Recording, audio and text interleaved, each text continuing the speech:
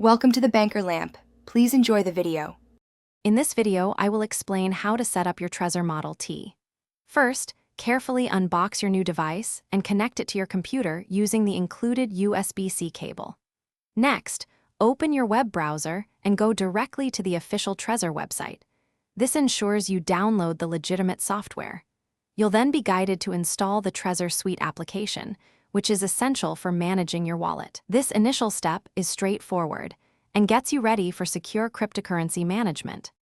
Once Trezor Suite is installed, your device will prompt you to confirm its authenticity and install the latest firmware. Always ensure you're installing official updates for optimal security. After the firmware is updated, you'll create your new wallet. Select Standard Wallet within the Trezor Suite and confirm this choice on your Trezor Model T's touchscreen. Then, you'll set a strong PIN, typically 4 to 9 digits, using the randomized keypad displayed on your device. The most critical step is securing your recovery seed. Your Trezor will display a 12-word recovery phrase. Carefully write each word down on the recovery card provided, ensuring perfect spelling. Double-check every word by verifying it on your Trezor device when prompted.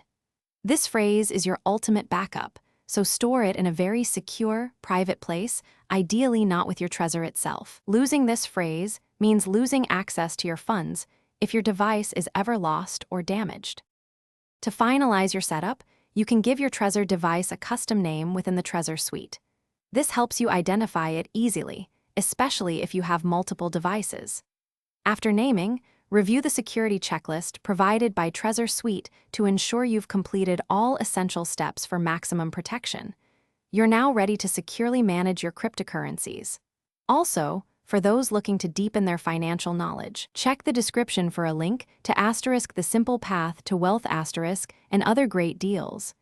It's a fantastic resource.